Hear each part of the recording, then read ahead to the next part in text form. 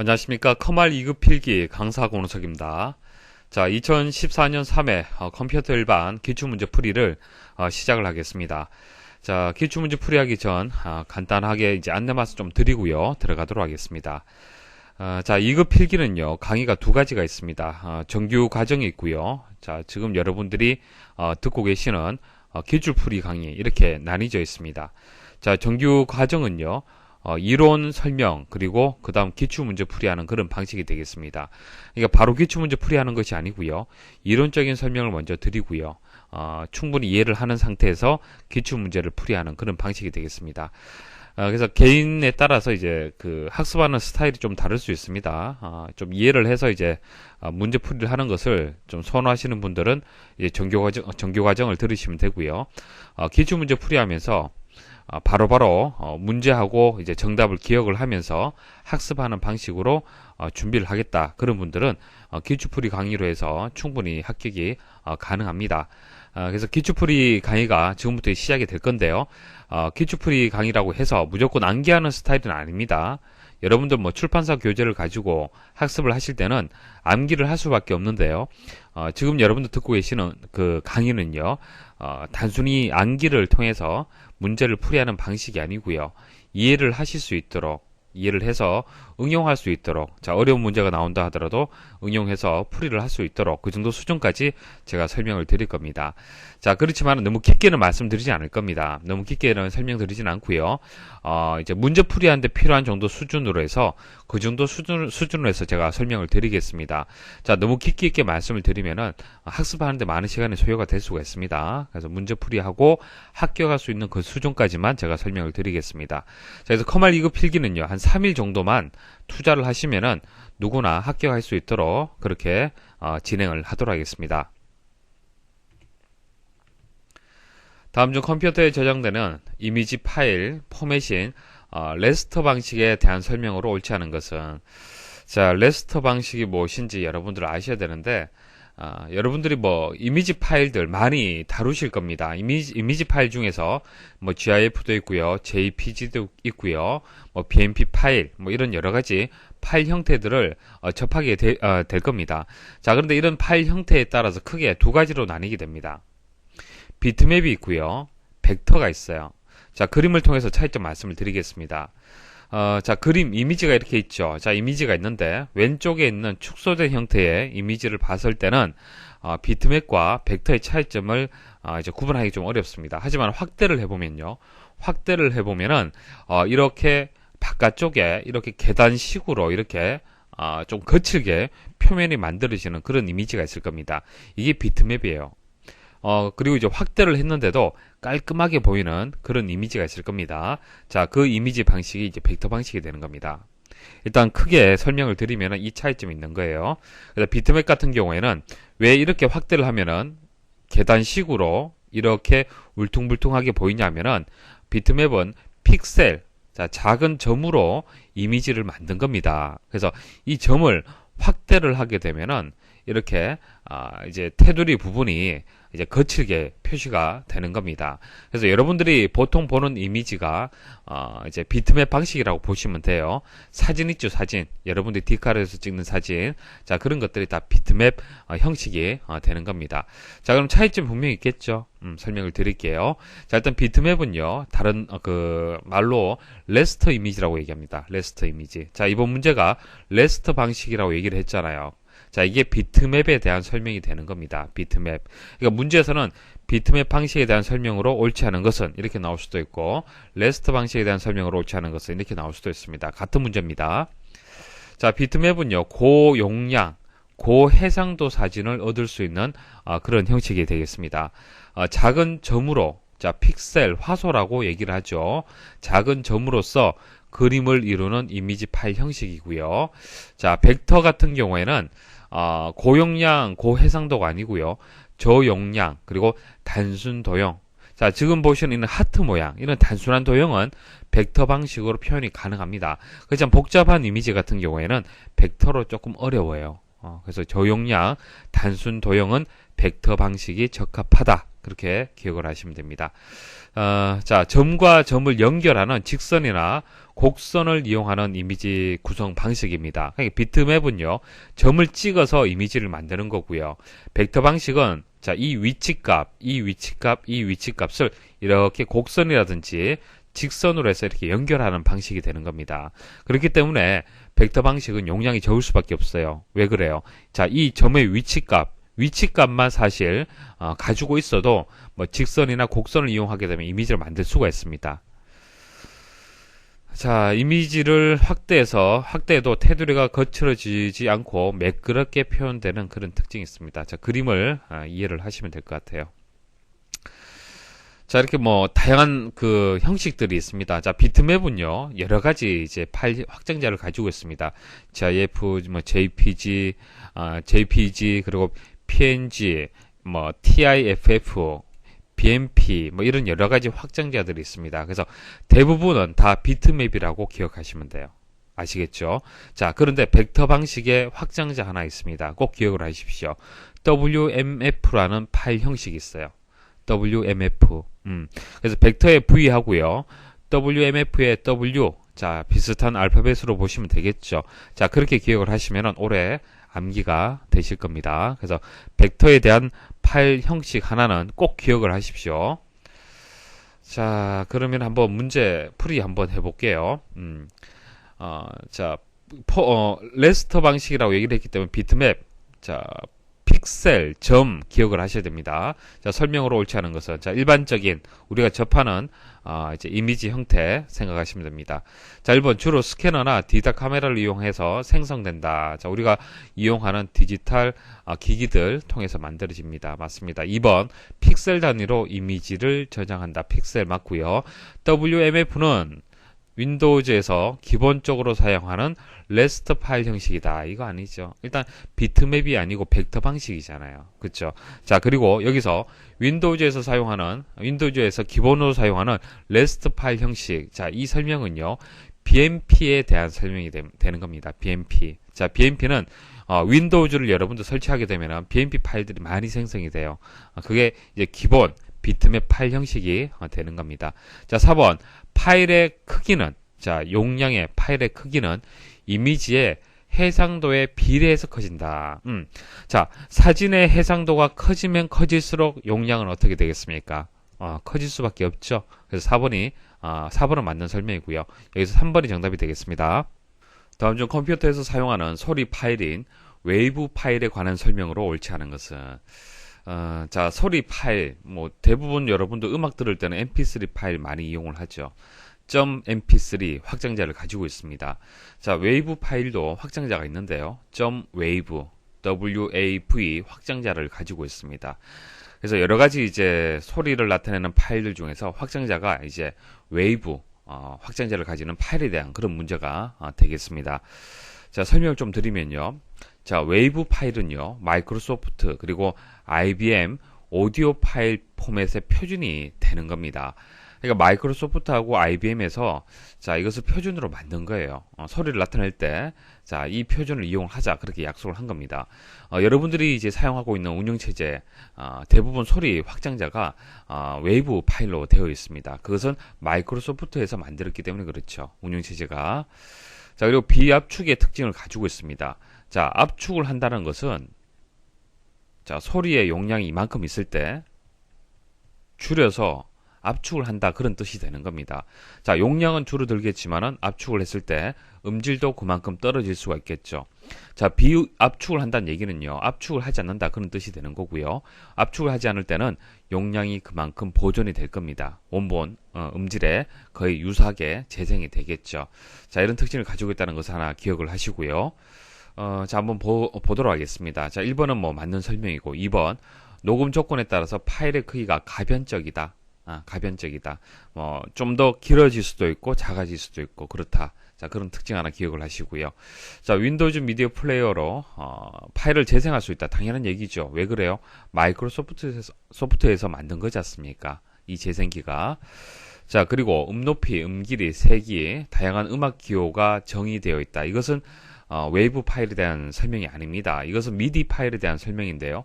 미디란 것은 전자악기, 자, 전자악기 간의 데이터를 교류하기 위한 표준입니다. 그렇기 때문에 음악 기호하고 관련이 있는 거예요. 그래서 4번이 여기서 정답이 되겠습니다. 다음 중 인터넷을 사용하기 위한 웹브라우저에 해당하지 않는 것은 뭐 여러분도 웹브라우저 어떤 거 사용을 하십니까? 보통 그 인터넷 익스플로러 많이 이용을 하죠. 마이크로소프트사에서 만든 인터넷 익스플로러를 많이 이용을 하고요. 그리고 크롬도 많이 이용을 하고 있습니다. 그래서 크롬 같은 경우에는 구글에서 만든 거고, 인터넷 익스플로러는 마이크로소프트사에서 만든 그런 이제 대표적인 웹브라우저가 되겠습니다. 이거 외에도 뭐 파이어폭스라든지 사파리, 뭐 오페라 이런 기타 웹브라우저들도 있습니다. 잘 사용하지는 않죠. 그래서 대표적인 거 두 개 일단 기억을 하시고요. 그리고 3번에 보시면은 이제 구글이라고 나오는데, 구글은 이제 회사 이름이고 검색 엔진을 얘기를 하는 거죠. 검색 엔진. 그러니까 네이버와 같은 검색 엔진이 이제 구글이 되는 것입니다. 그래서 웹브라우저는 아닙니다. 다음 중 네트워크 규모에 따른 통신망의 종류로 적절하지 않는 것은 자, 일단 통신망이라고 했을 때 가장 기본이 되는 통신망이 랜이라는 게 있습니다. 랜. 자, 랜을 근거리 통신망이다 그렇게 얘기를 합니다. 로컬 에어리어 네트워크. 그래서 LAN 해서 랜이다 보통 그렇게 얘기를 하는데, 이제 구내라든지 동일 건물 내에, 그러니까 여러분들 회사 내에, 여러분들 사무실 내에, 여러분들 동료들과 같이 서로 연결되어 있는 그 컴퓨터 있죠. 뭐 교실이라든지 사무실이라든지, 자, 이 내부에서 연결되어 있는 이 통신망. 자, 이것을 이제 그 근거리 통신망이라고 얘기를 하는 겁니다. 가까운 거리를 이제 통신망으로 연결을 했잖아요. 그죠? 자, 그래서 우리는 보통 랜이다, 랜을 구축한다 그렇게 보통 그렇게 얘기를 합니다. 그래서 구내나 동일 건물 내에서 프로그램 파일 또는 주변 장치 등 자원을 공유할 수 있는 고속 전송 회선 네트워크 형태를 랜이다 그렇게 얘기를 하는 겁니다. 그래서 통신망 중에서 가장 이제 작은 규모라고 보시면 됩니다. 자, 그다음 랜이 모여서 맨이라는 또 네트워크를 구성을 할 수 있습니다. 메트로폴리탄, 그러니까 대도시, 도시를 연결했다라고 보시면 돼요. 도시. 자, 도시를 연결을 해서 만든 통신망이다 그렇게 기억을 하시면 되고, 자, 와일드 에어리어 네트워크. 자, 여기서 완은 자, 국가 정도의 규모. 뭐 완은 보통 인터넷이라고 보시면 됩니다. 인터넷 정도의 수준으로 보시면 되고요. 그래서 랜하고 맨하고 완이 있습니다. 그래서 여기서 3번이 정답이 되겠습니다. 다음 중 HD급 고화질 비디오를 저장할 수 있는 차세대 광학 장치로 디스크 한 장에 65GB 이상을 저장할 수 있는 것은, 자, 여기 보시면 CD 나와 있습니다. CD는 보통 700MB 정도를 저장을 할 수가 있습니다. 지금은 뭐 비디오, 영화를 저장을 할 때 CD에 저장을 잘 안 하죠. 용량이 적기 때문에 아무래도 압축을 많이 해야 되고요. 그래서 원본을 많이 훼손을 하기 때문에 퀄리티가 많이 떨어집니다. 자, 그래서 예전에는 DVD에, 그리고 지금도 많이 저장을 하지만은 DVD에 많이 저장을 하죠. DVD는 보통 4에서 한 5기가 정도 됩니다. 그래서 이제 어느 정도는 이제 고화질을 이제 보장을 하고 있는데요. 하지만은 HD급, 완전 고화질로 해서 저장을 하고 싶다. 그것을 이제 저장을 해서 보고 싶다라고 했을 때는 매체가 달라져야 됩니다. 그때 사용하는 것이 블루레이 디스크가 되는 겁니다. 그래서 25기가 이상을 저장을 할 수가 있기 때문에 DVD보다도 상당히 많은 양을 저장할 수가 있겠죠. 그렇기 때문에 한 편의 영화를 저장을 할 때 4에서 5기가 정도로 해서 압축하기보다도 25기가 정도면은 충분히 고화질의 영상을 재생을 할 수가 있을 겁니다. 그래서 CD에서 DVD, DVD에서 이제 블루레이 이런 식으로 이제 이동이 되고 있는 중이고요. 집 디스크는 지금 뭐 사용하지는 않습니다. 예전에 사용을 했던 그런 뭐 디스크 종류 중에 한 가지다 그렇게 기억을 하시면 되겠습니다. 자, 오른쪽 그림처럼 CD처럼 생겼습니다. DVD하고 거의 뭐 같게 생겼고요. 용량은 한 면에 이제 최대 27기가 정도 저장을 할 수 있습니다. 한 면에. 그리고 듀얼로 저장을 한다라면은 한 2배 정도가 되겠죠. 50기가 정도 데이터를 저장을 할 수가 있습니다. 다음 중 윈도우즈 7의 디스크 정리 기능에 관한 설명으로 옳은 것은, 자, 자주 출제되는 문제입니다. 자, 꼭 기억을 하십시오. 자, 두 가지의 기능을 여러분들 기억을 하셔야 됩니다. 먼저 디스크 정리 그리고 디스크 조각 모음 이 두 가지의 차이점이 있습니다. 차이점을 여러분들 꼭 기억을 하셔야 됩니다. 이 두 가지만 차이점만 이해를 하시면요, 다양한 유형의 문제들을 풀이를 하실 수가 있습니다. 자, 먼저 디스크 정리가 윈도우즈에서 어디에 있는지 보여드리도록 하겠습니다.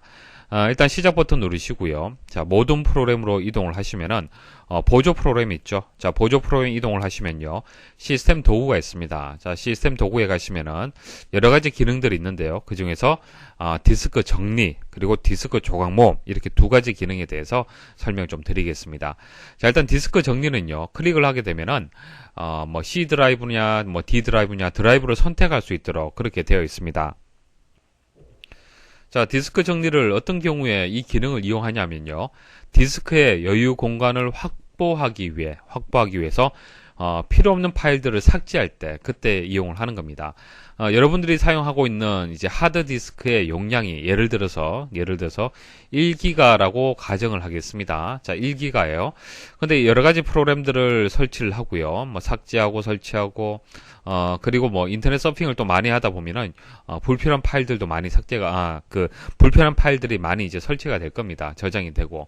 자, 그러다 보면은 새로운 파일들을 뭐 저장을 한다든지 프로그램을 저장할 수 있는 공간이 부족할 수가 있습니다. 자, 그래서 불필요한 파일들을 삭제하는 것이 디스크 정리가 하는 역할입니다. 그러니까 청소를 깨끗하게 하는 거예요. 다 버리는 겁니다. 불필요한 것을. 그래서 디스크 정리 대상은요, 임시 인터넷 파일이라든지 오프라인 웹페이지, 그러니까 여러분들이 인터넷 서핑을 하다 보면은 자연스럽게 만들어지는 파일들이 있죠. 자, 그런 불필요한 파일들을 지울 수 있고요.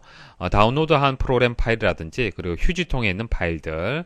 자, 휴지통에 있는 파일들이라는 것은 한번 삭제했던 파일들입니다. 자, 그런 파일들을 완전히 지울 수 있습니다. 자, 그리고 임시 파일들, 이런 것들은 당장 여러분들이 뭐 필요로 하는 그런 파일들은 아닐 겁니다. 자, 그런 파일들을 깨끗하게 삭제를 하는 거예요. 삭제를 해서 결과적으로 어떻게 하는 겁니까? 용량을 더 키우는 겁니다. 공간을 더 늘리는 거예요. 여유 공간을 만들어내는 겁니다. 이해하시겠습니까? 자, 그래서 보기에 보시면은 하드디스크에서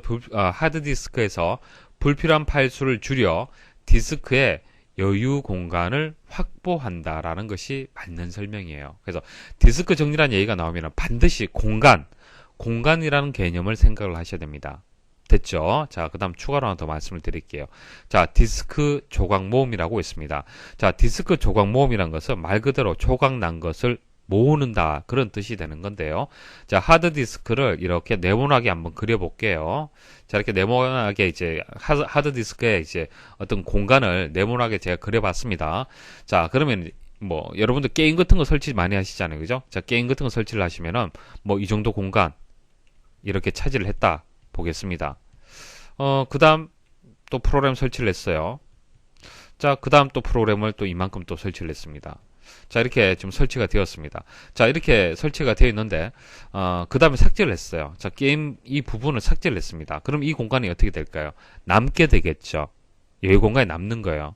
그러니까 여러분들 생각에는 순차적으로 저장이 되고 지워지고 하는 것이 뭐 맞다라고 볼 수가 있겠지만은, 사실 컴퓨터 내부적으로는요, 이제 지워지면은 이 공간에 또 다시 설치가 되고 또 설치가 되고 또 지워지고 설치되고 이렇게 되다 보면은 어떻게 되냐면은 이제 조각이 납니다. 하드디스크가 조각이 나요. 여기 설치가 되고 요 여유 공간이 여기 또 남게 되고요.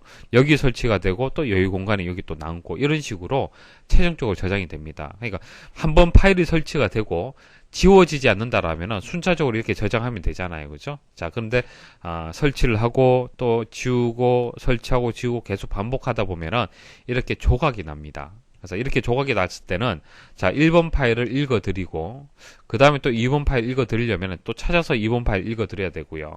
또 3번 파일 여기 있고, 뭐 4번 파일 여기 있다라면은 이런 식으로 접근을 해야 됩니다. 자, 이렇게 접근하게 되면은, 어떤 문제점이 있냐면 속도가 떨어져요. 속도가 떨어지는 겁니다. 그러니까 이렇게 찾아다녀야 된다는 얘기예요. 순차적으로 쭉 저장되어 있으면 속도가 떨어질 이유가 없겠지만은, 이렇게 조각이 나 있으면 속도가 떨어질 수밖에 없는 겁니다. 그때 하는 것이 디스크 조각 모음이 되는 거예요. 1번, 2번, 3번, 4번 파일을 어떻게 한다? 인접되게, 연속되게 정리를 해주는 겁니다. 아시겠죠? 그래서 분산되어 있는 저장 파일들을 연속된 공간에 저장함으로써 디스크 접근 속도를 향상시킨다. 이 2번에 대한 설명은 디스크 조각 모음에 대한 설명이 되는 겁니다. 자, 1번하고 2번은 반드시 여러분들 아셔야 돼요. 자, 디스크 정리는 공간, 디스크 조각 모음은 속도라는 것을 꼭 기억을 하십시오.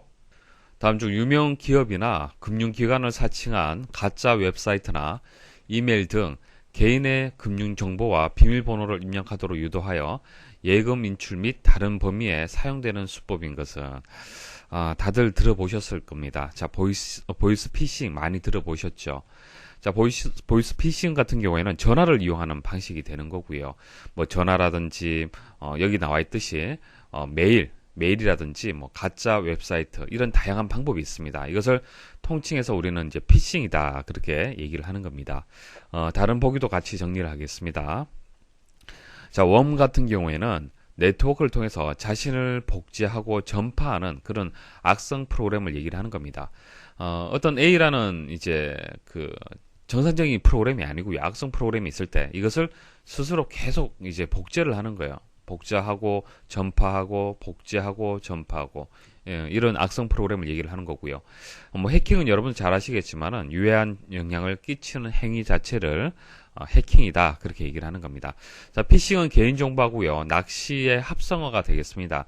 낚는다 그런 뜻을 가지고 있는 거예요. 그래서 낚시하듯이 개인정보를 몰래 빼가는 그런 행위 자체를 전체적으로 피싱이다 그렇게 얘기를 하고 여러분들은 이제 보이스 피싱을 가장 많이 들어보셨을 겁니다. 스니핑은 네트워크 주변을 지나다니는 패킷을 엿보면서 계정과 패스워드를 알아내는 행위다 그렇게 나왔는데요. 이런 겁니다. A라는 그 컴퓨터에서 B라는 컴퓨터로 이제 통신을 이렇게 하려면은 통신을 할 때 통신하는 그 단위가 패킷이란 단위로 해서 데이터가 전송이 됩니다.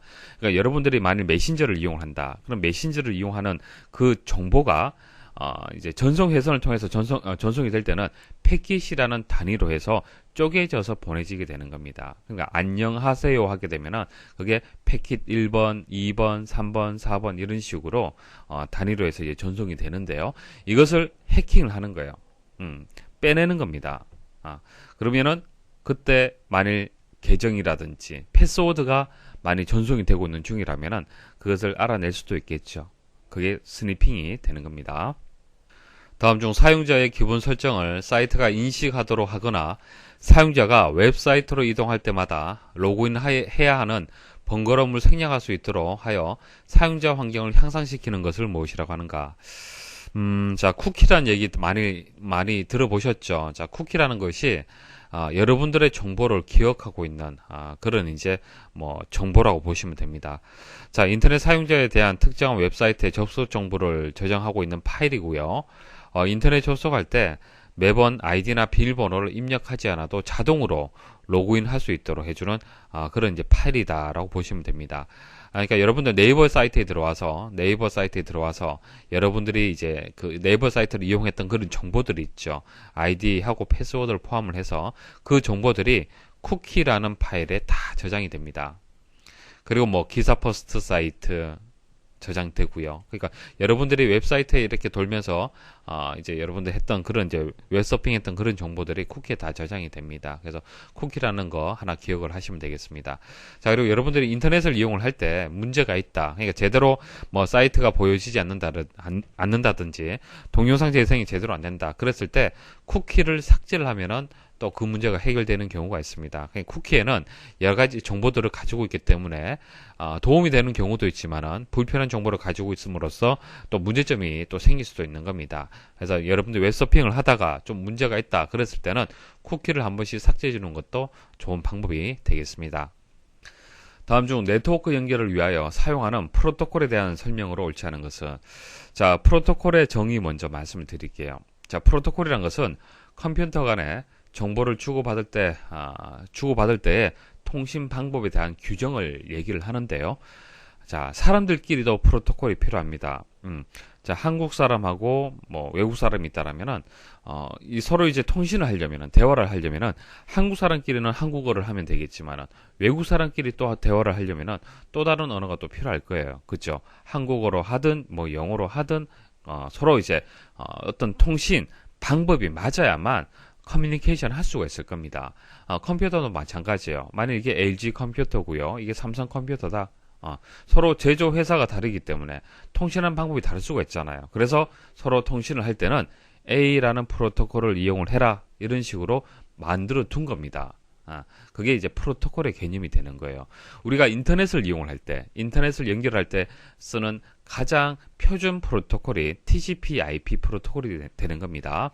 TCP/IP 프로토콜이 없으면은 서로 통신할 수가 없는 거예요. 아시겠죠? 서로 커뮤니케이션 하기 위해서 만들어진 규정이다, 규약이다. 그렇게 프로토콜의 정의를 기억을 하시면 됩니다.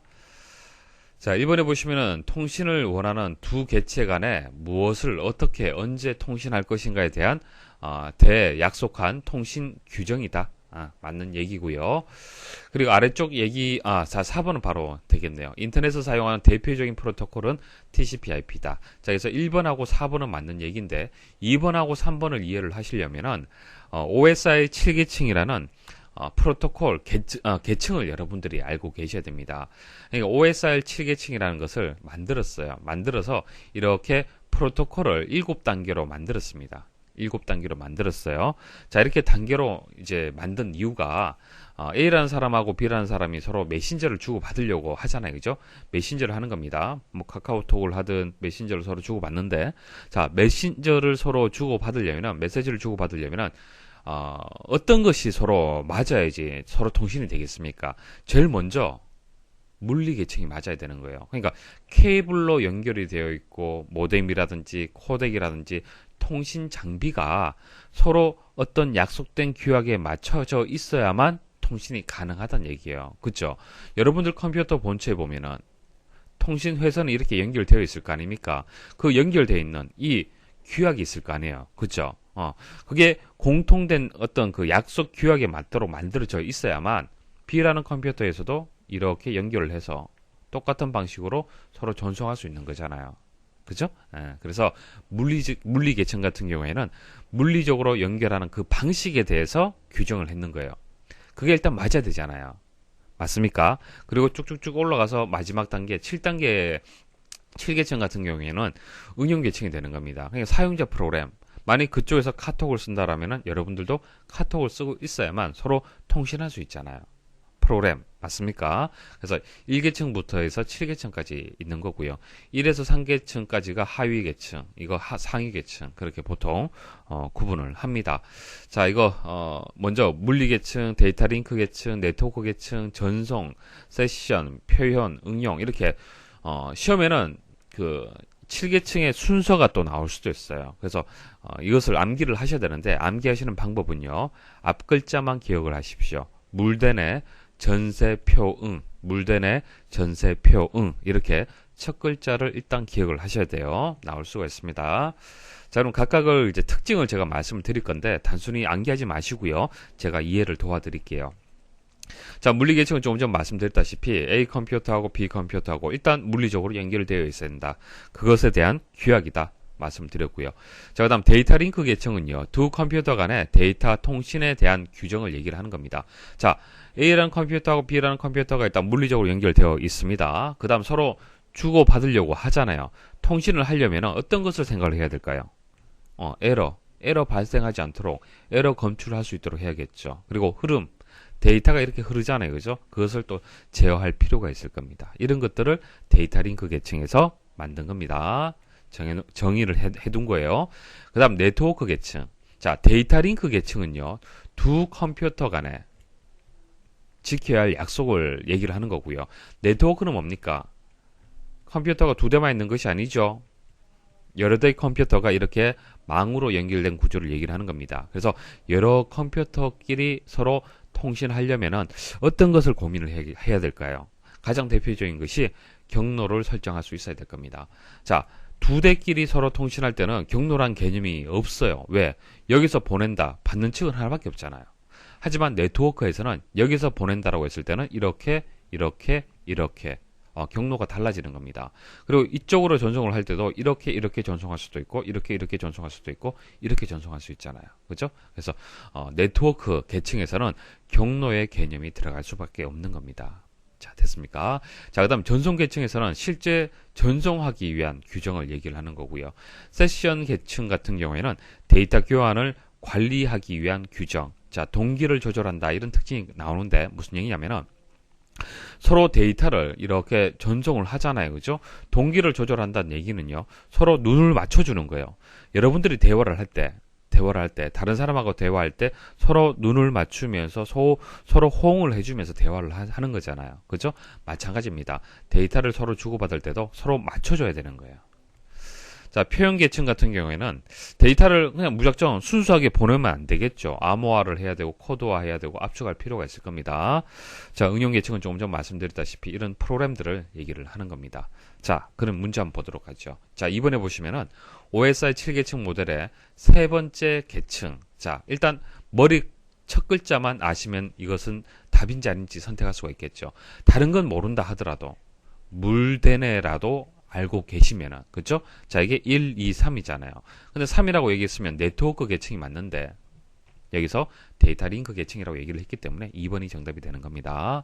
자, 그리고 프로토콜의 특징, 기능을 얘기를 하는데, 흐름 제어, 동기화, 에러 제어, 뭐, 이런 것들, 뭐, 말씀드리면서, 이제 개념을 제가 말씀드렸죠.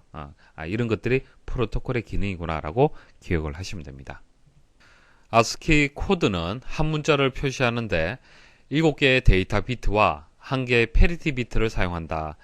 다음 중 ASCII 코드로 표현 가능한 문자 수는 자, ASCII 코드가 무엇인지 여러분들 먼저 아셔야겠죠. 자, 데이터를 표현하기 위한 코드들이 여러 가지가 있습니다. 컴퓨터 내부적으로 자, A라는 문자를 여러분들이 입력을 하잖아요. 그죠? 키보드에서 A라고 키보드에서 탁 입력을 했다. 자, 입력을 하면은 컴퓨터는요, 이 A라는 것을 이해를 잘 못합니다. 이 값을 A로 인식하는 것이 아니라 컴퓨터 내부적으로는 이진수 값으로 저장이 됩니다. 이진수 값으로. 그래서 1과 0 형태로 해서 데이터가 저장이 되는 거예요. 그래서 컴퓨터는 1과 0만 알고 있을 뿐이지 A라는 것을 이해를 하는 것은 아닙니다. 사람하고 다르죠.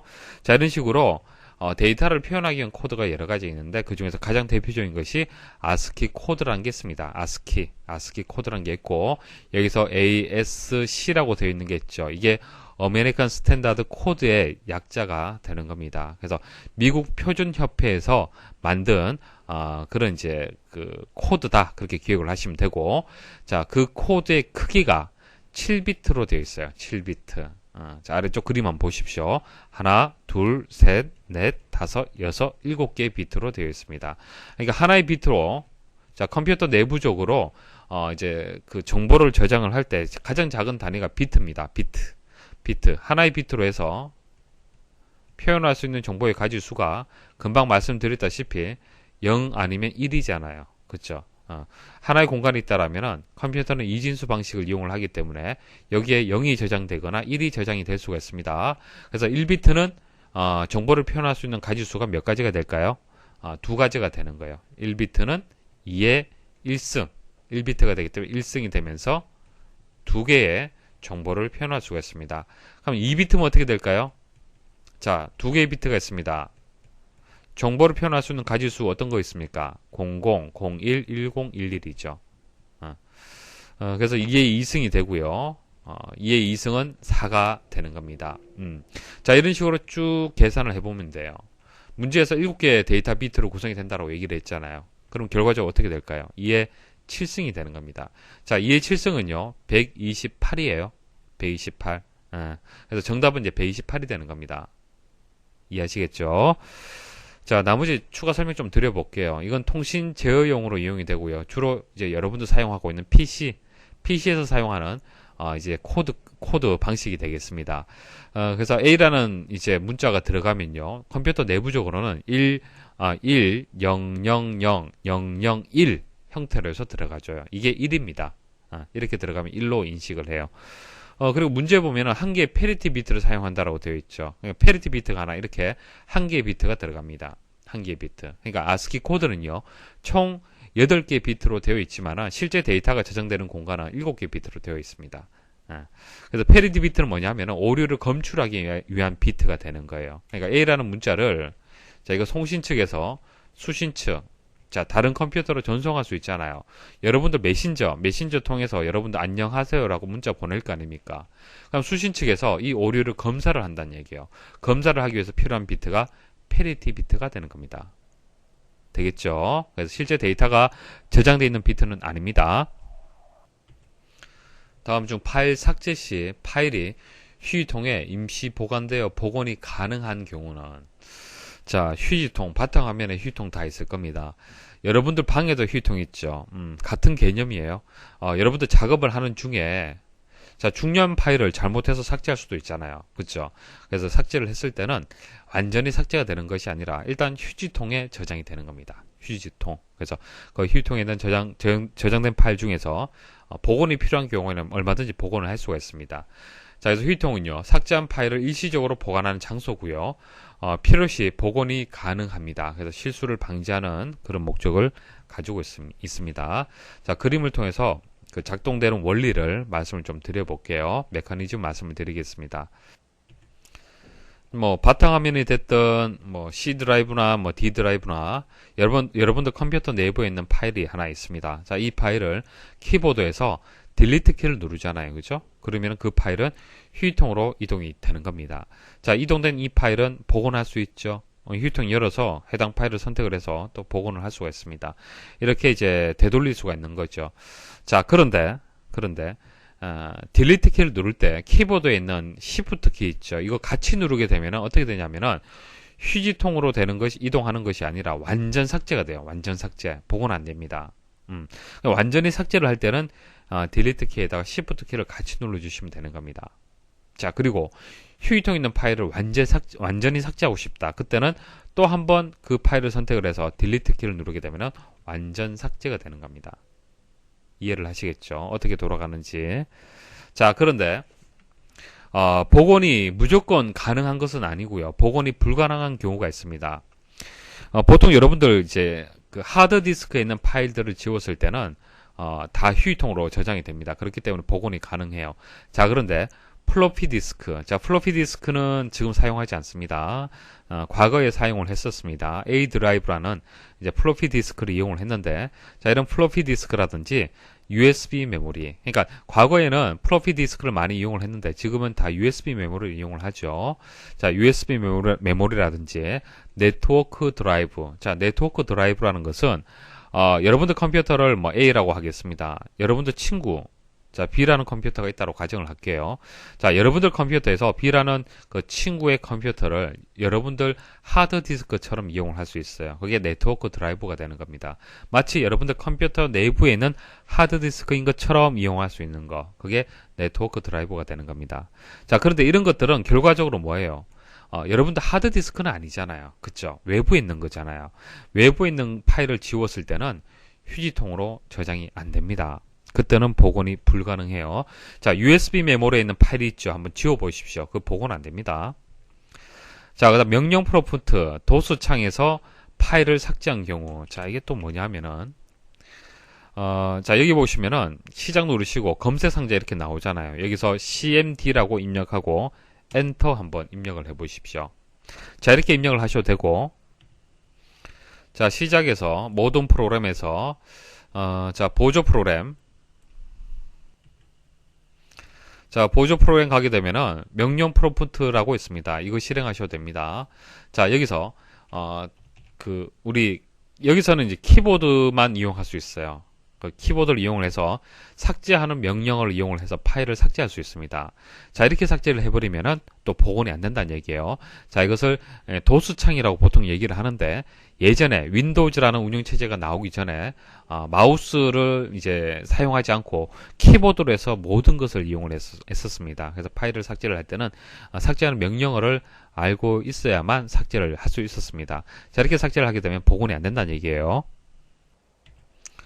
자, 복원이 가능한 경우 한번 찾아보겠습니다. 뭐 가능한 경우가 되기 때문에 간단하겠죠. 자, 1번 바탕화면에 있는 파일을 휴지통으로 드래그 앤 드랍 하여 삭제한다. 그러니까 키보드에 그 딜리트 키를 눌러도 되고요. 마우스로 쿡 눌러서 이렇게 휴지통으로 이동을 해도 삭제가 되고요. 딜리트 키를 눌렀을 때하고 동일합니다. 복원 가능합니다. 그래서 1번이 정답이 됩니다. 2번 USB 메모리에 저장되어 있는 파일을 딜리트 키로 삭제를 한다. 이거 안 된다고 말씀을 드렸고 3번 네트워크 드라이브 이것도 안 되죠. 자 4번 휴지통의 크기를 0%로 설정한 후 내 문서 폴더 안에 있는 파일을 삭제하는 경우 자, 이 부분이 중요합니다. 휴지통의 크기를 0%로 설정을 한다. 자, 바탕화면에 휴지통이 있습니다. 자, 휴지통 속성 한번 가볼게요. 자, 휴지통 속성에 가시면은 여기 사용자 지정 크기라고 해서 휴지통의 크기를 이렇게 지정을 할 수가 있습니다. 자, 그럼 0%로 설정한다는 얘기는 무슨 얘기입니까? 이 값이 없다는 얘기예요. 그러면은 휴지통을 이용할 수 없다는 뜻이고요. 그때 삭제를 하게 되면은 복원이 안 되는 겁니다. 다음 중 윈도우즈 7의 제어판, 디스플레이, 해상도 조정 설정에 대한 설명으로 옳지 않은 것은 자 여러분들 제어판에 가서 디스플레이 가서 해상도 조정을 선택을 하면요 이와 같은 그림을 보실 수가 있습니다. 해상도 화면 해상도라는 어떤 화면이 나와요. 여기서 설정을 할 수가 있는데요. 저는 이제 컴퓨터에 모니터가 두 대가 있습니다. 이렇게 두 대가 있기 때문에 각각에 대해서 어떻게 해상도 방향, 세로로 모니터를 바꿀 수도 있고요. 가로로 설정할 수도 있습니다. 대부분 가로로 되어 있겠지만은 저는 한 대를 세로로 이렇게 만들었습니다. 세로로 이렇게 나오게 되면은 웹서핑 한다든지, A4, 자, A4 문서를 세로로 볼 때 편리하기 때문에 모니터 하나는 제가 세로로 그렇게 두었습니다. 자, 그리고 다중 디스플레이, 그러니까 한 대일 때는 상관이 없지만 두 대 이상일 때는 여러 대의 디스플레이를 또 설정할 수 있도록 하는 메뉴가 나옵니다. 자, 그리고 현재 이 모니터를 제가 선택을 한 상태고요. 현재 주 디스플레이입니다. 이렇게 나옵니다. 그러니까 여기 A라는 모니터, B라는 모니터가 있으면 이 A라는 모니터에 바탕 화면에 아이콘들이 쭉 나열이 되어 있는 거예요. 이게 주 디스플레이가 되는 겁니다. 자, 이런 설정 상태를 보실 수가 있습니다. 자, 1번 보도록 하죠. 높은 화면 해상도에서는 텍스트와 이미지가 더 선명하지만 크기는 더 작게 표시가 된다. 자, 1024-768 하고요. 1280-1024 해상도가 있어요. 어떤 것이 더 선명하겠습니까? 이거죠. 똑같은 화면이지만은 이렇게 해상도를 설정을 하면요. 아이콘들이 더 작아지지만은 더 많은 양을 화면에서 볼 수가 있을 겁니다. 자, 많은 양을 또 보려면은 크기는 작아질 수밖에 없겠죠. 그래서 이런 특징을 가지고 있습니다. 맞는 설명이고요. 자, 2번. 해상도를 변경하면 해당 컴퓨터에 로그인한 모든 사용자에게 변경 내용이 적용이 된다. 하나 기억을 하십시오. 해상도 위해서 변경을 하잖아요. 그죠? 그러면은 A라는 사람, B라는 사람, C라는 사람이 만일 이 컴퓨터를 이용을 하고 있다. 그럼 변경 내용이 동일하게 적용이 된다는 얘기입니다. 3번 다중 디스플레이 옵션은 윈도우즈에서 둘 이상의 모니터가 PC에 연결되어 있음을 인식할 때만 나타낸다. 자, 여기 보시면 다중 디스플레이 있잖아요. 그죠? 자, 이것은 두 대 이상이 연결이 되어 있기 때문에 보여진다는 그런 설명이 되겠습니다. 자, 4번 두 대의 모니터가 연결된 경우 좌측 모니터가 주 모니터로 설정되므로 해상도가 높은 모니터를 반드시 좌측에 배치해야 된다. 자, 이게 틀렸는데 보세요. 반드시라는 설명 나오면요. 주의 깊게 여러분들 보셔야 됩니다.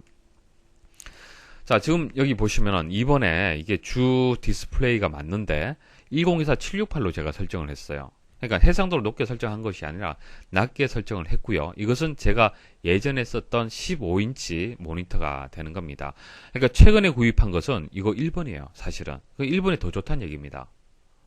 그래서 무조건적으로 반드시 해상도가 높은 모니터를 좌측에 배치할 필요는 없는 거예요.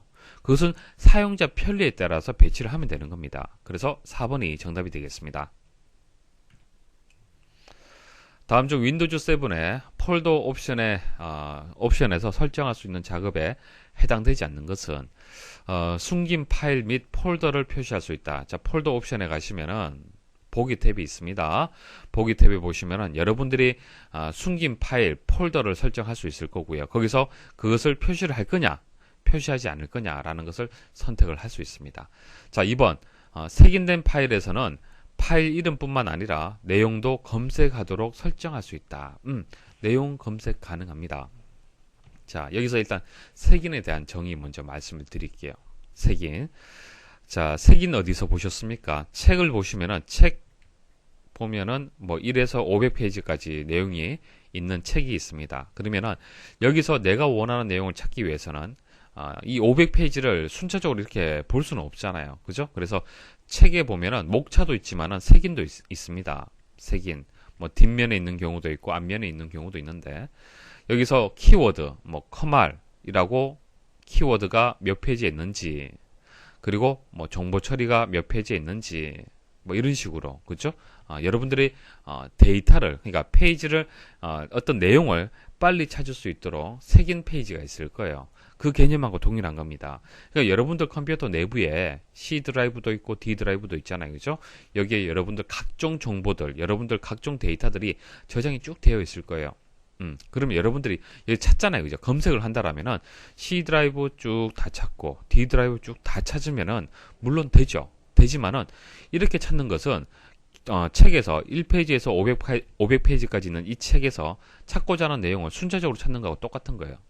비효율적인 방법이라는 얘기입니다. 그래서 어떻게 하냐면은 이 정보들을 따로 떼어내서 어디에 있는지 위치값을 저장을 해둬요. 이게 색인의 개념이 되는 겁니다. 다른 말로 인덱스라고 얘기를 하죠. 자, 데이터베이스에서 원하는 데이터를 좀 더 빨리 찾을 수 있도록 데이터의 위치 정보를 모아둔 것을 색인이라고 얘기를 하는 겁니다. 자, 됐죠? 자, 색인된 위치에서는 파일 이름뿐만 아니라 내용도 검색할 수 있도록 설정할 수 있다 이렇게 나왔잖아요. 이것은 검색 탭에 가면 있습니다. 검색 탭에 가시면은 검색 대상에 색인된 위치에서 파일 이름 및 내용 검색, 색인되지 않은 위치에서는 파일 이름만 검색을 한다라고 되어 있습니다. 이게 무슨 뜻이냐면은 우리가 검색을 할 때 파일 이름 혹은 내용 검색 가능합니다. 그러니까 여러분들이 아래 한글 파일을 하나 만들었어요. 주소록이라는 파일을 하나 만들었습니다. 한글 파일을 만들었어요. 자, 그러면 여러분 검색을 할 때 주소록이라고 입력을 하면은 당연히 이 파일 이름을 찾겠죠. 찾을 겁니다. 하지만 이 주소록 내에 만일 권우석이다. 이 사람에 대한 그 데이터가 저장된 파일을 찾고 싶어요. 그러면은 파일 이름으로는 검색이 안 되잖아요. 내용으로 검색을 해야 되는 거예요. 그렇죠? 자, 이렇게 했을 때도 이 파일을 찾을 수가 있습니다. 자, 그런데 아무래도 파일 이름으로 찾기보다도 내용으로 검색을 하려면 상당히 많은 시간이 걸리겠죠. 그렇죠? 그래서 색인이 되어 있을 때는 이 정보가 색인이 되어 있을 때는 색인된 위치에서 파일 이름하고 내용을 검색을 하라는 얘기예요. 하지만은 색인되지 않은 위치에서는 색인되지 않았을 때는 내용까지 검색하기에는 너무 많은 시간이 걸리기 때문에 파일 이름만 검색을 하라는 얘기입니다. 이해하시겠습니까? 자, 이 선택사항이 되는 거고요. 아래쪽 선택사항은요. 항상 파일 이름 및 내용을 검색을 한다. 이것은 속도가 느려질 수밖에 없겠죠. 왜? 모든 데이터에 대해서 색인이 다 되어 있지 않을 수가 있기 때문에 그래요. 자, 그래서 결과적으로 2번은 맞는 설명이고 3번 숨긴 파일 및 폴더의 숨김 속성을 일괄 해제할 수 있다. 아닙니다. 숨긴 파일이 뭐 1번, 2번, 3번, 4번이 있다라면은 각각에 대해서 설정을 해줘야 되는 거예요. 여기서 폴더 옵션에서 보기에서 설정하는 것은 그냥 표시를 할 거냐 말 거냐라는 것을 얘기를 하는 것이지 속성, 숨김 속성을 변경한다, 해제한다 그런 뜻은 아닙니다. 그래서 3번이 정답이 되고요. 4번 파일이나 폴더를 한 번 클릭해서 열 것인지 두 번 클릭해서 열 것인지 설정을 할 수 있다. 자, 한 번이냐 두 번이냐 보통 우리는 두 번인데 여기 일반 탭에 보시면은 마우스 클릭에 두 번 클릭해서 열기 보통 선택이 되어 있습니다. 하지만은 한 번 클릭해서 열 수도 있습니다. 선택하시면 돼요. 다음 중 윈도우즈 7의 제어판에서 보기 기준을 범주로 하였을 경우 시스템 및 보안 범주에서 설정할 수 있는 기능에 해당하지 않는 것은 자, 우리 제어판 들어가시면 보기 기준을 선택을 할 수 있습니다. 그 중에서 범주로 선택을 하면요. 크게 이렇게 8가지 종류로 나뉘어서 그렇게 제어하는 기능을 이제 보일 수가 있습니다. 그 중에서 이제 시스템 및 보안과 관련된 기능이 아닌 것을 찾아라. 그런 문제가 되겠습니다. 자, 백업하고 복원, 관리 도구, 자, 윈도우즈 업데이트, 그리고 사용자 계정 추가 이렇게 나왔는데요. 사용자 계정 추가가 정답이 되겠습니다. 왜냐하면은 사용자 계정과 관련된 것은 따로 이렇게 범주가 나뉘어져 있습니다. 그래서 시스템 및 보안 내에 사용자 계정과 관련된 기능은 없습니다. 그래서 4번이 정답이다라고 보셔야 되고요. 여기 일단 보시면은 컴퓨터 상태 검토, 백업, 뭐 해결 이렇게 나오는데요. 이 부분을 한 번 더 클릭을 하시면은 오른쪽과 같이 이렇게 세부 사항들이 나옵니다. 세부 사항들이 뭐 관리센터부터 시작을 해서 뭐 방화벽, 시스템 이렇게 나오는데요. 자, 이런 것들이 이제 해당이 되는 거예요. 기능이. 그래서 여기 보시면은 백업 및 복원 있고요. 관리 도구 여기 있고요. 자, 윈도우즈 업데이트 이렇게 있습니다. 그 외에도 여러 가지 기능들이 있죠. 같이 기억을 하십시오. 다음 중 윈도우즈 7의 윈도우즈 탐색기에 대한 기능과 구조에 대한 설명으로 옳지 않은 것은. 자, 탐색기 평소에 많이 이용을 합니다. 자, 보여드리죠. 자, 탐색기를 실행하는 방법은 모든 프로그램에서 보조 프로그램에 가시면은 탐색기 있습니다. 여기서 실행을 하셔도 되고, 시작 버튼에서 오른쪽 버튼 클릭을 해서 탐색기 열기, 자, 이거 선택을 하셔도 됩니다. 자, 그리고 바탕화면에 내 컴퓨터 있죠. 자, 내 컴퓨터에 들어가서 이렇게 또 탐색기를 또 실행을 할 수가 있습니다. 자, 이렇게 탐색기를 왼쪽에 보면은 이렇게 탐색 창이 나와 있습니다. 이 탐색 창에서 자, 이게 폴더를 바로 선택을 할 수 있죠. 그래서 이 부분을 폴더 영역이라고 합니다. 그리고 폴더를 선택하면은 자, 오른쪽에는 파일들이 이렇게 나오죠. 그래서 왼쪽은 폴더, 오른쪽은 파일들이 이렇게 보여지게 됩니다. 자, 그리고 여기 보시면은 그 화살표가 있죠. 화살표가 있습니다. 여기 보시면은 이렇게 화살표가 이렇게 표시가 되어 있습니다. 자, 이렇게 화살표가 표시가 되어 있는 것은요. 없는 것은 이제 하위 폴더가 없다는 뜻이에요. 자, 없는 부분을 제가 클릭을 하면요.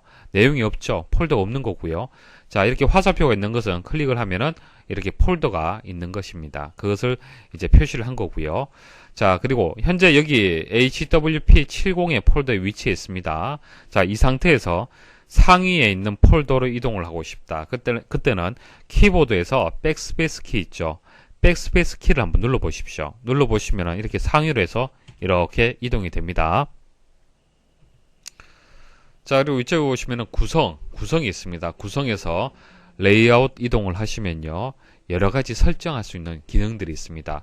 메뉴 모음을 클릭을 하게 되면은 위쪽에 이렇게 메뉴가 이렇게 생성이 되는 겁니다. 자, 구성에서 레이아웃에서 메뉴 또 체크를 하게 되면은 없어지게 되죠. 그래서 여러 가지 어떤 창들에 대한 설정 메뉴라든지 창에 대한 설정을 하실 수가 있습니다. 자, 그럼 보기 한번 보도록 하겠습니다. 옳지 않은 것을 찾는 겁니다. 1번 컴퓨터에 설치된 디스크 드라이브, 파일, 폴더 등을 관리하는 기능을 가진다. 자, 이게 탐색기가 하는 역할이고요. 2번 폴더와 파일을 계층 구조로 표시하며, 자, 계층 구조라는 것은 폴더 안에 또 폴더가 있고 또 폴더가 있고 뭐 파일이 있고 이런 구조 있죠. 상하의 이런 관계들 계층 구조라고 얘기를 합니다. 자, 폴더 앞에 자, 이런 기호 있죠. 자, 이 기호는 하위 폴더가 있음을 의미한다. 자, 조금 전 말씀을 드렸습니다. 3번 현재 폴더에서 상위 폴더로 이동하려면 바로가기 키인 홈키를 누른다. 자, 홈키가 아니고요. 백스페이스 키를 누르게 되면은 하위에서 상위 폴더로 이동을 할 수 있습니다. 4번 구성에서 레이아웃을 선택하면 메뉴 모음, 세부 정보 창, 미리 보기 창, 탐색 창 등의 표시 여부를 선택할 수 있다. 그러니까 여기 좀 전 보여드렸다시피 레이아웃에 가면은 이런 어떤 창에 대한 구성을 바꿔줄 수가 있습니다. 자, 설명드려 볼게요. 좀 더 자세히 말씀을 드리겠습니다. 자, 메뉴 보기는 좀 전 말씀을 드렸고요. 자, 세부 정보 창이라는 것은 아래쪽 부분을 얘기를 하는 거예요.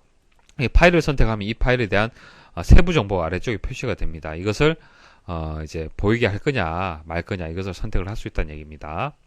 기본적으로는 세부 정보 창이 체크가 되어 있습니다. 자, 그 다음 미리 보기 창이라는 것은 그 오른쪽에 이 영역이 있죠. 이 영역이 추가가 되는 거예요. 기본적으로는 체크가 되어 있지 않습니다. 자, 그리고 탐색 창이라고 있죠. 그 왼쪽 부분을 얘기를 하는 겁니다. 폴더 영역 있죠. 폴더 영역을 다른 말로 탐색 창이다 그렇게 말합니다. 다음 중 각 소프트웨어에 대한 설명으로 옳지 않은 것은 1번 공개 소프트웨어, 특정한 하드웨어나 소프트웨어를 구매하였을 때 무료로 주는 프로그램이다. 자, 공개 소프트웨어라는 개념은 공개한다. 자, 오픈한다. 그런 의미가 있는 겁니다. 자, 공개한다는 것은 이제 무료로 이제 배포한다. 그런 의미를 가지고 있는 거고요. 여기서 얘기하는 특정 하드웨어나 소프트웨어를 구매했을 때 무료로 주는, 자, 끼워주는 프로그램. 그것을 우리는 번들이라고 하는 겁니다. 번들. 그래서 1번에 대한 설명이 틀렸습니다. 자, 나머지도 한번 보도록 하죠.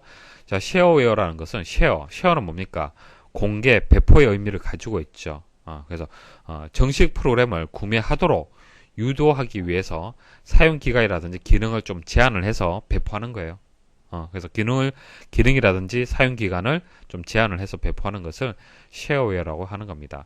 자, 데모 버전도 있는데 뭐 쉐어웨어하고 데모 버전하고 비슷한데, 자, 홍보하기 위해서 사용 기간이라든지 기능을 제한해서 배포하는 겁니다. 그러니까 정식 버전, 정식적인 프로그램을 구매하도록 하는 것은 쉐어웨어, 그냥 홍보하기 위해서는 데모 버전, 그렇게 뭐 차이점 구분하시면 되겠습니다. 자, 패치 버전은 오류 수정이라든지 성능을 향상시키기 위한 프로그램을 얘기를 하는 겁니다. 자, 윈도우즈 여러분들 사용하는 프로그램을 한번 설치하면 끝나는 것이 아니라 계속적으로 업데이트를 하죠. 자, 업데이트를 하게 되면 패치 버전을 자동으로 내려받게 해서 자동으로 설치가 될 겁니다. 그래서 여러분 사용하는 프로그램의 어떤 오류라든지 성능을 향상시킬 수 있는 프로그램을 패치 프로그램이라고 얘기를 합니다. 다음 중 PC에서 사용하는 바이오스에 관한 설명으로 옳지 않은 것은, 자, 바이오스 설명을 좀 드릴게요. 여러분들 컴퓨터 본체에 보시면은 이런 그 전원 버튼이 있을 겁니다. 자, 이게 1을 뜻하는 거고요. 이건 숫자 0을 뜻하는 겁니다. 그래서 숫자 1은 전원이 공급된다라는 의미를 가지고 있고, 숫자 0은 전원 공급되지 않는다. 그런 의미를 가지고 있습니다. 그래서 컴퓨터에 보면은 모든 것이 이진수로 구성이 되어 있습니다. 1과 0으로 되어 있죠. 그래서 이제 전자장치에 보시면은 전원 버튼은 다 1, 0 이렇게 되어 있을 겁니다. 자, 이 전원 버튼을 클릭을 하면요, 까만 화면에 이제 글자가 쭉 이제 이래 보여지면서 조금 기다리시면은 윈도우즈 바탕화면이 보여지게 됩니다. 자, 이때까지의 과정을 우리는 부팅 과정이다. 그렇게 얘기를 하죠. 이제 시스템 전원을 켜는 순간부터 윈도우가 시작되기까지의 그 부팅 과정. 자, 이 과정을 누가 할까요? 그게 바이오스가 하는 역할이 되는 겁니다. 자, 바이오스라는 프로그램이 있는데 그 프로그램에서 전원 공급되면은 이제 윈도우가 안정적으로 부팅될 수 있도록 그것을 관리하는 그런 역할을 하는 겁니다. 자, 그 이후부터는 이제 윈도우가 알아서 하겠지만은 그 전까지는 바이오스라는 프로그램이 책임지고 이제 그 어떤 부팅에 관련된 여러 가지 일들을 한다. 그렇게 보시면 됩니다. 자, 컴퓨터의 기본 입출력 장치나 메모리 등 하드웨어 작동에 필요한 명령어들을 모아놓은 프로그램이다. 그러니까 윈도우라는 이제 그 프로그램이 실행이 되려면은 여러분들 컴퓨터 내부에 있는 각종 장치들 있죠. 키보드, 마우스, 모니터, 뭐 사운드 카드, 그래픽 카드, 램, CPU 이런 각종 장치들이 정상적인 상태가 되어야만 윈도우가 정상적으로 부팅이 될 거 아닙니까? 자, 그런 것들을 확인하고 어떻게 실행할 수 있도록 하는 것이 바이오스가 하는 역할이 된다는 얘기입니다. 자, 그런 프로그램이 된다라는 것을 기억을 하십시오. 자, 그리고 이 바이오스는요, 롬에 저장이 됩니다. 자, 꼭 기억을 하십시오. 잘 출제가 됩니다. 바이오스는 롬이라는 메모리에 저장이 됩니다. 리드 온리 메모리의 약자가 되는데요. 자, 롬이라는 메모리가 있고요. 램이라는 메모리가 있습니다. 컴퓨터 내부에 보시면은. 자, 롬이라는 거 많이 들어보셨죠? CD-ROM 어때요? CD-ROM에 그 전원이 공급되지 않는다 하더라도 내용 지워집니까? 자, CD 한번 구워두면은 그대로 그 데이터가 유지가 됐죠. 맞습니까? 자, 마찬가지입니다. 자, 전원이 공급되지 않아도 항상 그 데이터를 가지고 있는 기억장치가 롬이 되는 겁니다. 그러니까 이런 바이오스 같은 이런 중요한 프로그램이 있죠. 이런 프로그램들은 이제 처음에 생산될 때부터 해서 그대로 계속 유지가 돼야 되는 겁니다. 지워져서는 절대로 안 되잖아요. 컴퓨터 내부에 컴퓨터가 있으면은 전원이 공급되지 않는다고 해서 그 바이오스라는 프로그램이 지워져서는 안 되겠죠. 저렇게 중요한 프로그램은 롬이라는 기억장치에 저장이 됩니다. 그런데 램이라는 기억장치도 있는데요. 램이라는 기억장치는 여러분들이 작업을 할 때 중간중간에 이제 저장되는 그런 내용들이 있습니다. 예를 들어서 아래 한글, 자, 아래 한글이라는 프로그램을 이용을 해서 작업을 할 때 그 내용들이 있죠. 그런 내용들은 임시적으로 필요한 겁니다. 계속적으로 컴퓨터 관리를 위해서 필요한 것은 아니잖아요. 자, 그러면 것들은 램에 저장이 되는 겁니다. 이런 램에 저장된 파일들은 전원이 공급되지 않으면 데이터는 지워집니다. 불필요하기 때문에 그래요. 그래서 바이오스는 롬에 저장된다는 거 꼭 기억을 하셔야 되고요. 그리고 바이오스가 부팅이 되면은 각종 장치들을 스스로 자가 점검을 합니다. 그것을 포스트라고 얘기합니다. 포스트. 파워 온 셀프 테스트라고 합니다. 자, 컴퓨터의 전원을 켜면 먼저 윈도우가 동작하기 전에 컴퓨터의 자기 진단과 주변 기기를 점검한다. 자, 이게 포스트가 되는 겁니다. 자, 이 자가 점검을 누가 하느냐? 바이오스가 하겠죠. 자, 바이오스가 하는 일입니다. 자, 포스트라는 용어가 있다는 거 기억을 하십시오. 자, 문제 한번 보겠습니다. 자, 옳지 않은 것을 찾는 겁니다. 1번. 기본 입출력 장치나 메모리 등 하드웨어 작동이 필요한 프로그램이다. 맞죠? 2번. 전원이 켜지면 포스트를 통해 컴퓨터를 점검하고 사용 가능한 장치를 초기한다. 이것도 맞는 설명입니다. 3번. 램에 저장되며. 자, 이거 잘 추제된다고 말씀을 드렸죠. 항상 이런 식으로 오답이 나와요. 램이 아니고요. 롬입니다. 롬. 자, 그리고 펌웨어라고도 한다. 자, 펌웨어 설명을 드릴게요. 자, 펌웨어는요. 자, 하드웨어. 자, 웨어라는 말이 붙었잖아요. 그죠? 웨어. 웨어라는 말이 붙었기 때문에 이건 하드웨어 개념이 되는 겁니다. 하드웨어 개념. 그래서 롬에. 자, 롬이라는 하드웨어. 자, 롬이라는 메모리. 롬이라는 하드웨어. 자, 이 하드웨어에 기록되어 있는 하드웨어를 제어하는 마이크로소프트의 집합이에요. 자, 마이크로 프로그램이 뭐냐면은 일반적인 프로그램, 그러니까 아래 한글, 뭐 오피스 프로그램 이런 것들이 아니고요. 그런 것들은 응용 프로그램이라고 얘기를 하고요. 마이크로 프로그램은요, 이런 하드웨어, 컴퓨터 내부적인 어떤 그 제어하기 위한 프로그램들을 마이크로 프로그램이라고 얘기를 합니다. 이런 마이크로 프로그램은 중요합니다. 함부로 지워져서는 안 되겠죠. 그래서 롬에 딱 저장이 되어 있고 지워지지 않습니다. 그래서 이 전체를 롬에 저장되어 있는 이 프로그램까지 포함을 해서 이것을 우리는 펌웨어라고 얘기를 하고 가장 대표적인 것이 바이오스가 되는 겁니다. 4번 칩을 교환하지 않고도 업그레이드 할 수 있다. 그 롬이라는 그 장치 내에 메모리 내에 바이오스가 저장이 돼 있잖아요. 그죠? 그래서 이 롬을 교체해서 업그레이드 하는 것이 아니라 예전에는 그렇게 했는데 지금은 소프트웨어적으로 업그레이드가 가능합니다. 그래서 칩을 교환하지 않고 업그레이드 할 수 있다는 설명이 맞습니다. 3번이 정답이 되겠습니다. 다음 중 윈도우즈 7의 메모장에 대한 설명으로 옳지 않은 것은. 자, 메모장 다들 사용을 해보셨죠? 보조 프로그램에 가시면은 자, 메모장이 있습니다. 자, 메모장은요 간단한 문서 작성할 때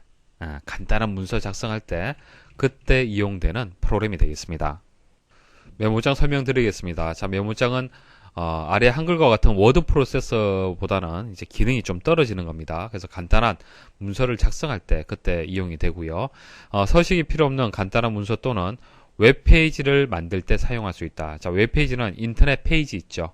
인터넷 페이지 만들 때도 메모장 이용할 수 있습니다. 자, 기본 텍스트 편집기가 되고요. OLE 개체 삽입이라든지 그림이라든지 차트 같은 고급 기능은 사용할 수 없습니다. 여기서 OLE에 대해 설명 좀 드려볼게요. 자, OLE가 뭐냐면 이런 겁니다. 아래 한글에서 여러분들 문서 작업하죠. 문서 작업하는데 포토샵에서 사진을 하나 이렇게 만들었습니다. 사진 하나 만들었어요. 자, 이 사진을 여기에다 삽입을 했어요. 자, 삽입을 하는데 삽입하는 방식이 OLE 방식으로 이것을 삽입을 했다. 일반 사진을 삽입하는 것이 아니라 OLE 방식으로 해서 삽입을 했다. 자, 그럼 이점이 있습니다. 어떤 이점이 있냐면은 이 사진 있죠. 이 사진을 포토샵에서 많이 수정하잖아요. 수정하게 되면 이 수정된 내용이 여기에 반영이 됩니다. 한글에. 자, 아래 한글하고 포토샵은 분명히 다른 프로그램이에요. 그죠? 다른 프로그램이지만은 OLE 방식으로 해서 개체를, 여기서 개체라는 건 사진을 얘기를 하는 겁니다. 자, 이런 이미지를 삽입을 하게 되면은 서로 수정한 내용이 이렇게 반영이 되는 거예요. 자, 그래서 어떤 응용 프로그램에서 만든 내용을 개체라고 보고 그 개체를 다른 프로그램에서 연결하거나 삽입하여 자료를 공유하는 방식, 이것을 OLE라고 합니다. OLE. 자, 개념 아시겠죠? 이런 특징을 가지고 있는데 메모장에서는 안 된다는 얘기예요. 그러니까 메모장은 복잡한 기능이 안 되는 겁니다. 자, 그럼 보기 한번 보도록 하겠습니다. 1번 작성한 문서를 저장할 때 확장자는 기본적으로 txt. 자, 기본 텍스트 편집기라고 말씀을 드렸죠. 그래서 확장자가 기본적으로 txt가 되겠습니다. 자, 2번 특정한 문자열을 찾을 수 있는 찾기 기능이 있다. 뭐 이 정도 기능은 있습니다. 자, 그림, 차트 등의 OLE 개체를 삽입할 수 있다라고 했는데 안 되죠. 안 됩니다. 꼭 기억을 하십시오. 잘 출제가 됩니다. OLE 개체 삽입할 수 없다라고 해야 돼요. 자, 4번 현재 시간을 삽입하는 기능이 있다. 자, 이런 뭐 간단한 기능들은 있습니다. 다음 중 윈도우즈 7의 제어판에서 디스플레이에서 할 수 있는 작업에 해당하지 않는 것은, 자, 일단 디스플레이에서 기본적으로 할 수 있는 작업들 한번 생각을 해 보십시오. 어떤 것들이 관련이 있겠습니까? 자, 디스플레이 설정 변경하는 기능, 그리고 색을 보정한다, 자, 해상도를 조정한다, 이런 것들 잘은 모르겠지만은 디스플레이와 관련된다라고 볼 수가 있겠죠. 자, 그리고 여기 보시면 바탕화면에 가젯을 추가한다 이렇게 나왔는데요. 가젯을 추가하는 기능은요, 바탕화면에서 마우스 오른쪽 버튼 클릭을 해 보십시오. 그러면은 바로가기 메뉴가 나옵니다. 거기서 이제 가젯을 선택을 하게 되면은 오른쪽 그림과 같이 이렇게 선택을 하실 수가 있어요.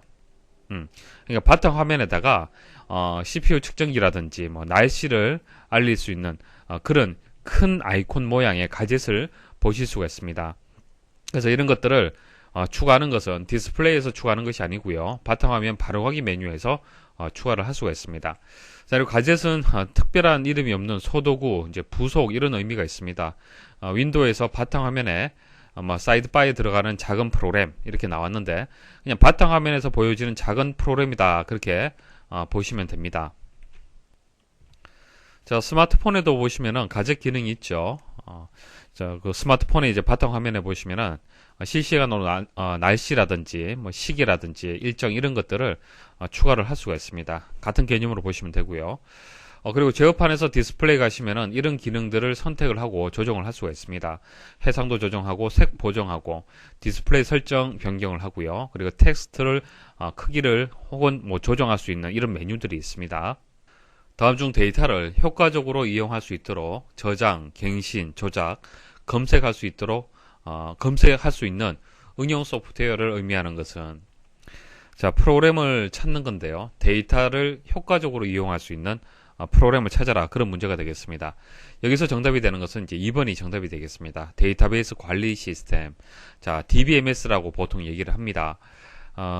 뭐 대표적인 DBMS가 MS SQL 그리고 뭐 오라클, 자, 이런 이제 프로그램들이 있습니다. 이런 프로그램들이 하는 역할이 물리적으로 저장되어 있는 데이터베이스를 저장, 갱신, 조작, 검색을 사용자가 편리하게 할 수 있도록 도와주는 거예요. 물리적으로 저장되어 있는 데이터베이스를 DBMS가 없는 상태에서는 이용을 할 수가 없습니다. 사용자가 컴퓨터 내부적으로 접근을 해서 데이터를 가져온다든지 뭐 갱신, 조작, 검색을 할 수가 없어요. 그것을 쉽게 할 수 있도록 도와주는 것이 데이터베이스 매니지먼트 시스템이 되는 겁니다. 그래서 데이터베이스 관리 시스템이 되는 거고요. 뭐 정의라든지 장단점 정리 한번 해보겠습니다. 자, 정의는요, 사용자와 데이터베이스 사이에서 사용자의 요구에 따라서 DB를 생성하고 관리해주는 소프트웨어를 DBMS라고 얘기를 합니다. 그러니까 여러분들 같이 이제 사용자가 있을 수가 있겠죠. 여러분들이 기사 포스트 사이트에 들어와서 게시판을 검색을 한다든지, 뭐 여러분들의 정보를 이용을 한다든지, 그래서 뭐 데이터를 조작을 하고 검색하고 갱신할 수 있습니다. 자, 여러분들은 이제 사용자 입장에서 이용을 하는 거고요. 자, 응용 프로그램은 별도의 프로그램을 두는 겁니다. 프로그램을 둬서 데이터베이스를 이용할 수 있도록 하는데 그 사이에 DBMS가 또 필요하다는 얘기고요. 그리고 데이터베이스 관리자 DBA, 자, DBA도 데이터베이스를 조작하기 위해서는 DBMS가 필요하다는 얘기입니다. 자, 장점을 보시면요, 데이터의 중복이 없어집니다. 그러니까 데이터베이스의 장점이 뭡니까? 중복된 데이터가 최소화된다는 그런 장점이 있습니다. 중복된 데이터가 있으면은 데이터 이상이 발생을 할 수가 있습니다. 무결성을 위배할 수가 있기 때문에 데이터의 중복은 데이터의 일관성을 유지하는 데 있어서 가장 큰 문제점이라고 볼 수가 있습니다. 그래서 이런 중복을 최소화 시켜주는 거고요. 자, 공동으로 자료를 이용을 한다. 그러니까 여러 사람들이 데이터베이스를 이용할 수 있도록 해주는 거고요. 자, 데이터의 일관성을 유지를 하고요. 데이터 무결성을 유지를 하고요. 최신의 데이터를 유지할 수 있도록 하고, 그리고 데이터의 실시간 처리 가능하도록 도와주는 역할을 합니다.